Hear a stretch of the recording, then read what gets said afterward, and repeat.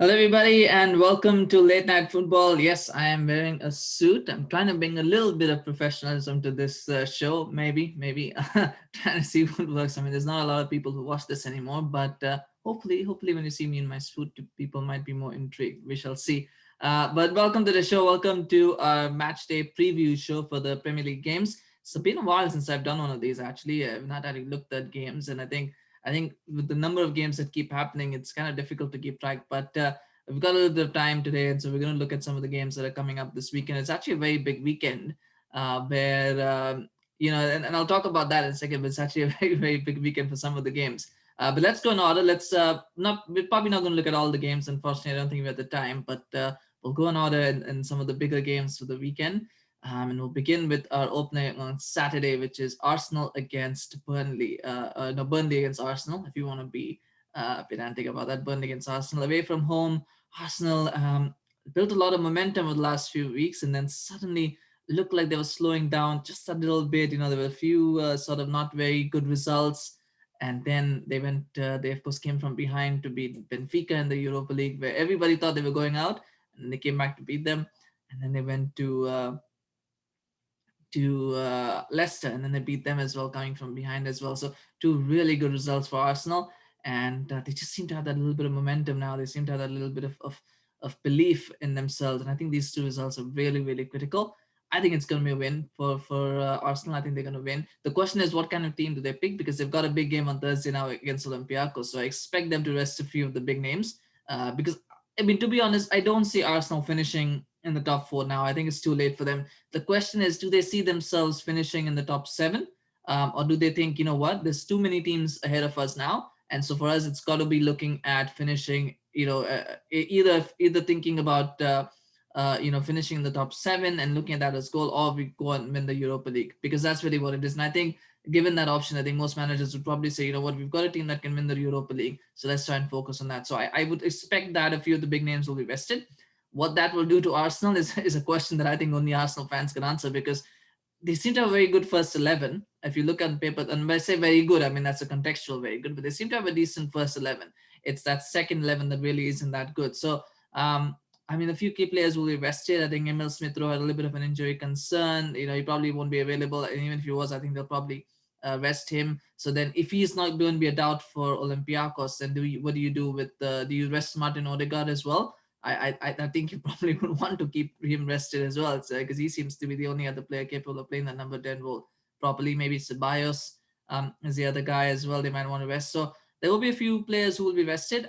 Keep in mind they didn't play over midweek as some of the other teams did, so they did have a full week off, which obviously is a good thing for them. So then again, do you want to make sure that everybody's match fit and match up and not make too many changes? I think those are the questions that Arteta will have to answer. But I think the team combination will probably define what the result will be. But I think Arsenal should have enough to beat Burnley in a Premier League game. So I think they should beat them. Probably it'll be 2-1 or 3-1. Probably they'll make it difficult for themselves. But I think ultimately Arsenal will pull out the win over Burnley. I think that's a fair bet. And that's not disrespectful to Burnley. I think Burnley are very much capable of getting a result. If you just feel away from home, Arsenal is just something different than what they have been at home. And I think they'll win this one. Uh, you know, not comfortably, but they'll win it.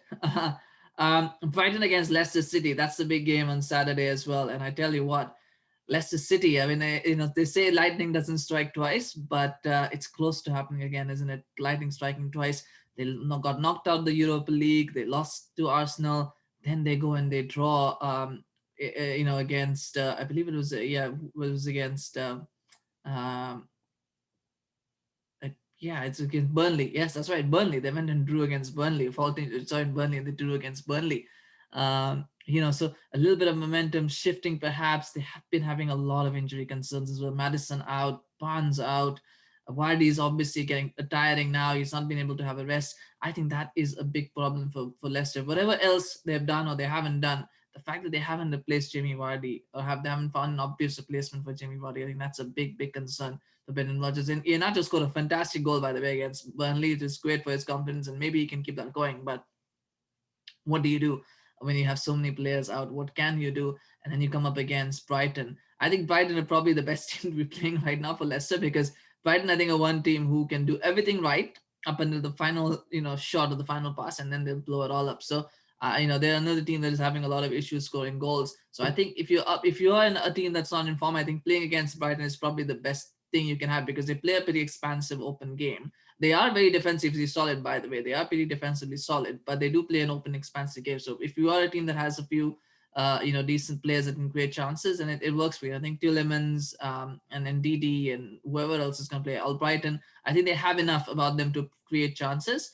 And if they create enough, I think they can score. And the good news for them is that Brighton at the other end can't seem to score goals if they're live dependent upon it. So they've got that opportunity of knowing that, they at least have that safety net of knowing that they can. So I think, again, Leicester is a good game for Leicester to bounce back. Brighton will be a tough game, but I still think that they should have enough to pull it off. I think probably it'll be a 1-0 or a 2-0. I don't think it will be a very um, comfortable win. I think it will be a cagey game, one of those where probably Brighton will be defending a lot in this game, and Leicester will. What will be keys for Leicester is how quickly they can get that opening goal, and then how can they defend after that. So that's going to be the important thing. I think that's going to define it. So I can see that happening. I can see them winning 1-0, 2-0, scrappy win. But yeah, I think that's got to be a Leicester win. It needs to be a Leicester win, because if it's not, then then they're going to start to get sucked into fighting for fourth. Right now, they have a little bit of a cushion between themselves and Chelsea, but that could evaporate really, really quickly. So they want to avoid that. They want to get into that again, and once again miss out on the Champions League like they did last season. Liverpool against Fulham. That's the first big game on Sunday, and it's not big in terms of context of overall rivalry or overall positioning, but it's big in terms of context because Liverpool 5 defeats in a row. I mean, when was the last time that happened? It's never happened. The answer is never happened in league football. At least it's happened. I mean, if you look at it, all competitions, it's never happened in league football. It's never happened before. So this is uncharted waters. And they come up against a Fulham side that have been on a bit of a mini resurgence. They had a goal this love for VAR against Spurs. Some would say it was harsh. VAR is always something that's controversial, but they have pulled out a few good results.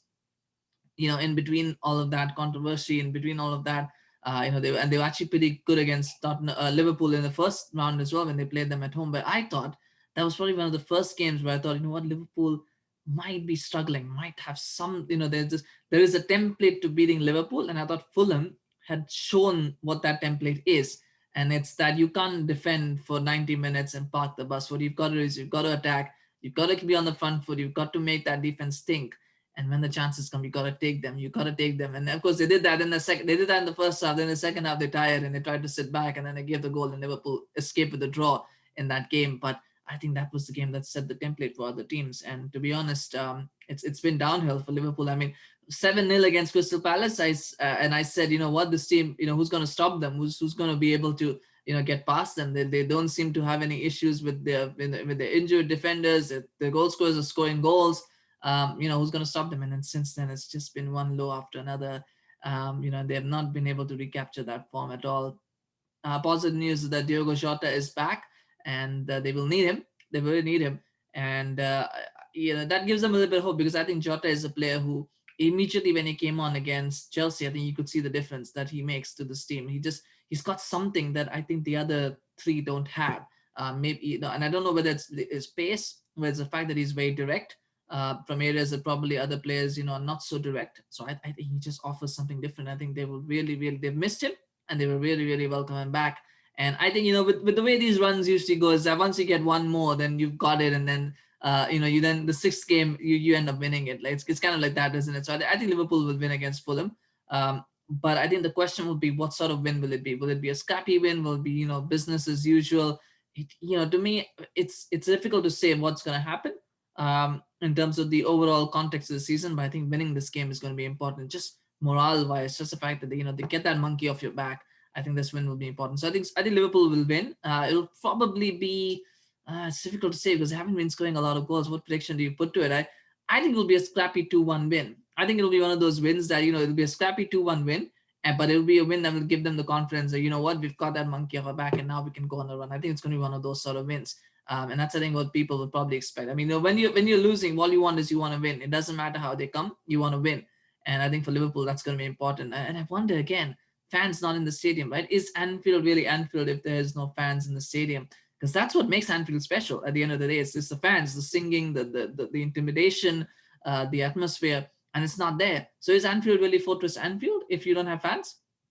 That's a question for Liverpool fans. Let me know in the comments. What do you think? Do you think that Liverpool, if they don't have, if Anfield is not Anfield, is Anfield without the fans, right? Or is it just another stadium? And I think that goes for most stadiums. But I think for a team that Liverpool, that that feeds off of the energy of the crowd, that feeds off of the energy of its fans, I think they miss the fans more than most teams, to be honest. But anyway, let me know in the comments. Let me know in the comments. What do you think? Do you think that that makes sense, or do you think I'm just touching at straws here for something?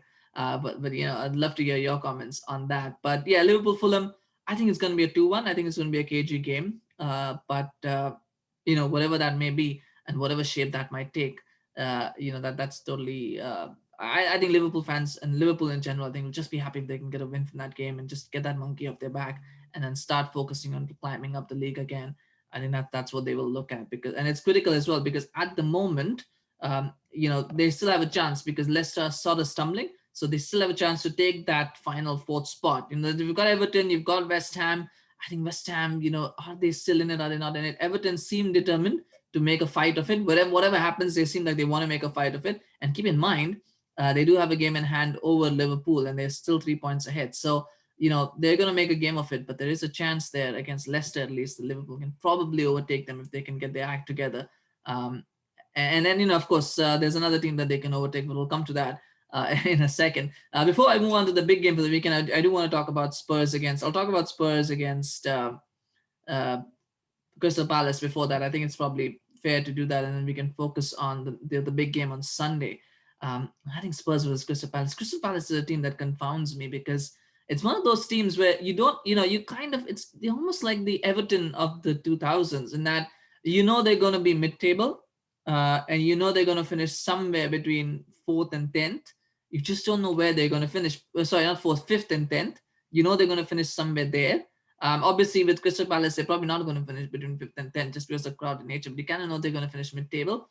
But the question is are they going to finish above that? I know.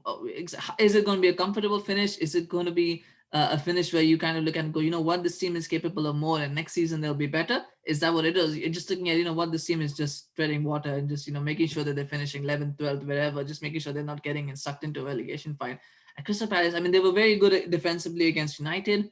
It's not hard to be defensively good against United these days, but they were very good defensively against United. But then they've also had that 7-0 defeat. They've had lost. They were very poor against. I believe against, it was Fulham. I think they were very poor against Fulham and Burnley. I think were the two games. They were not very good in those two games. So it's hard to say. I think they're the sort of team that Spurs would hate playing. And I remember as well this game, Crystal Palace against Spurs in the first round, the first leg back. This was, I think, where we saw what Mourinho, the first of Mourinho's mistakes, where he took a lead 1-0. I think it was a very early lead. And he decided, instead of going for the jugular, instead of going after Palace and making it 2-0, 3-0 to win this game, he tried to park the bus, and then they got a late goal, and Palace equalized the late goal, and they got a draw out of it. And that was the first of, and I said that this came after Mourinho had got 7 points from 3 games against Arsenal, City, and Chelsea, and they were in the driving seat for the title race. And I said that game was so important for them, winning that, because those are the type of games you need to win, and they went and drew, and they haven't looked back since in terms of their fall down the table for Spurs. So Palace have that. So the question is, will Mourinho repeat those tactics? Will he try something different? I think the new 4-4-1-1 is working. It's working really well. Who knew? For a team struggling to score goals, all you need to do is put in more attackers, right? Who knew? But I think they found something that's working. I think Bale not being a striker or center forward works for him, so he's playing off the right, which is great. Son obviously is playing on the left, and it's great. They've got Mora and the Kane. I think Mora for now is a player who can play that role as center forward. As I said, it helps the fact that he can sort of do his ability to play as a winger allows him to sort of track back, while at the same time also contribute in attack. So I think that's really working, and I think he's going to stick with that. Will they make changes? I don't think they're playing Dynamo Zagreb in the Europa League. I don't think that's a very challenging tie, to be honest. So they might make a couple of changes, but I don't expect there to be too many, especially since Spurs are still nominally in that top 4 race. Is it too late for them to make it? It's difficult to say, because they're 42 points. They're only 1 point off Liverpool, and they do have a game in hand. So if Liverpool are in the top 4 race, and Spurs definitely are, so I think they'll still probably prioritize that for now, and I think Zagreb is a fairly easy tie, so I don't think he needs to make too many changes for that one. I don't think he needs to sacrifice the Premier League to save that one. Is what I mean. So I think they'll play a full strength Spurs side, and I think that should be enough to beat Palace. And I think this game again is very important because if they can win this one, then they can show that they can win ugly. Because they did that against Fulham. They've kind of been on a decent ish sort of run now. They've just got to keep that going, and I think they'll win this one. It won't be pretty. I think it'll be a 1-0 because Palace again same issues. It can't seem to be scoring a lot of goals. So I think it'll be 1-0 to Spurs, and that would be a real confidence booster for Spurs and for Mourinho. I think Mourinho at this point he just wants wins. It doesn't matter how they come, he just needs them. So I think it'll be 1-0 to Spurs, and I think it'll be a nice little present for them. I hope Palace are not going to be as bad as Burnley were the weekend, where they just allowed Spurs to play their game and get a couple of early goals and then shut up shop. So I hope Palace don't do that. But I think Spurs just have a little bit now. They found a little bit of confidence, got a little bit of things going for them that I think they can pick up the win there. And then we've got to come to the big game on Sunday, the Manchester Derby, Manchester City against United. I'm wearing blue, but that doesn't mean I'm supporting Manchester City. It's not supporting Manchester City, but it's an interesting one. It's an interesting game. You know, I mean, a month ago, this game, or 2 months ago, when this game would have happened, you would have thought, is it a title deciding game? I don't think it's a title deciding game, but I think it is one of those games where City win. Then, the only thing that's left is to tie a bow on the gift wrap that is the Premier League title, because that's what's happened this season. Is the Premier League title has been gift wrapped to Manchester City by default almost, because all the other teams are so bad and so poor. And so I think this game is probably just about tying the bow on that, because if they win it, then they'll increase the gap. And I think the stat was that they need only 20 points or something to win the title. So they're already almost there, and they win. I can probably do the math right now if anybody is interested. So they are 14 points clear with 11 games left. So they are 20 points. Yes, they're 20 points away. If they win, they'll probably, and assuming that everybody else also wins, then again they'll get a little bit more closer, because they'll have actually extended the gap to first place. So winning tomorrow will get them even more closer. So 20 points right now needed. I mean, the only question really is how many goals are City going to score in this game. Is United, they can't. Another one of those teams that can't seem to score a goal to save their life, I think. And City are a team that doesn't concede many goals. So you can do the math yourself. I can't see United scoring any goals in this game. The question is, how defensively solid will United be to keep City out? And the answer to that, I don't know. I mean, United's defensively, they haven't looked so bad, but then again, have they really been tested in the last weekend? And Sociedad didn't really test them. Palace were never really going to test them. And I believe they also had the other game, which was Chelsea. Chelsea didn't test them, and that was a bit of a surprise. So maybe there's something there. I think it will be a 2-0 win for City. I think 2-0, maybe 3-0. Yeah, I think it will be 3-0 to City. I think it'll be 3. I think it'll be 2-0, and then United will try to chase the game and concede one, as it usually happens. I think it'll be 3-0 to City. It'll definitely be nil to United, because United are not scoring goal in this game. They're not getting any goals in this game unless they get a penalty or something, but it's unlikely. So I think it'll be 3-0 to City. The question is, how do United set up and how do City set up? I think City have a much more settled team. And the only question is, do they go with Rodri? Do they go with Fernandinho? I think they'll probably pick Rodri, Gundogan, and Kevin De Bruyne will be their midfield three. And then I would like to see Sterling, Foden, and Bernardo Silva as a front three, because I think that really works well. But he might bring in Mahrez. He might want to bring in Jesus, maybe. Maybe not. Maybe Aguero might start. Aguero's got a fantastic record against United. Maybe he might be tempted to start him. Probably not. But I think that'll be 6. I think what will be interesting to see in this game is that I think it's obvious that City have a good first 6 and a very good first 6. If he keeps it, I think it will show that he's learned from his lessons and he's not overthinking these things. If he goes back to old habits and tries to tinker with the formation a little bit, tries to be smart and tries to change things, I think then we know that that Pep Guardiola hasn't learned from his lessons. So I think that the only takeaway will be, has Pep Guardiola learned to trust his best team for the biggest games? And I think we'll see that tomorrow, or rather on Sunday we'll see that. And I expect to see that. I expect that he's learned from his lessons. So I expect that to happen. I think for United, I mean, it's really, it's Bruno. Bruno is going to start. Fred and McTominay are going to start, and that Maguire and Lindelof are going to start. So the spine of the team, and very fully well that it's definitely not good enough to beat a team of City's caliber. The question is, what's going to happen around them? I think Luke Shaw is going to start. Van Bissaka is going to start. Will it be Cavani? I think it'll probably be Cavani, because do you really want to put Martial in this sort of game? I don't know. Probably be Cavani. I think Daniel James will start on the right, Rashford will start on the left. I think it's a predict. The thing with City is it's a team where you know the best one, and they play in such an unpredictable way. You know that they're so good. With United, you know who's going to start, but you also know they're so predictable in the way they play that they're actually pretty crap. So I mean, it would be nice to see a few changes, a few maybe a change in tactics, maybe a back three. I mean, I wouldn't be opposed to seeing a back three in this game, to be honest. I've said it. I think a back five is the way to beat to try and stop City. So you want to play a back five probably, but I also know that I don't think Ollie's going to risk that in this game. So I think he's going to go with a 4-2-3-1. I wouldn't mind seeing a 5-2-3 or a 5-2-1-2. Where or a 3-4-2-1. Just something different, just something new to try and see if it works, because clearly 4-2-3-1 is not working. So maybe a 3-4-2-1 works, maybe a 3-4-1-2, something different. But I mean, it's difficult to say with United what's going to happen. But whatever, the one thing I think it's quite obvious that City are going to win. And I think it will be 3-0, but it could be 2-0, could be 4-0. City are in the mood, and if United are obliging like they were against Spurs, it could even end up being 6 or 7. I mean, who knows what's going to happen? What I do know is that United are not going to score enough goals to win this game, but that's not on United. That's the fact that City are just that damn good at the moment.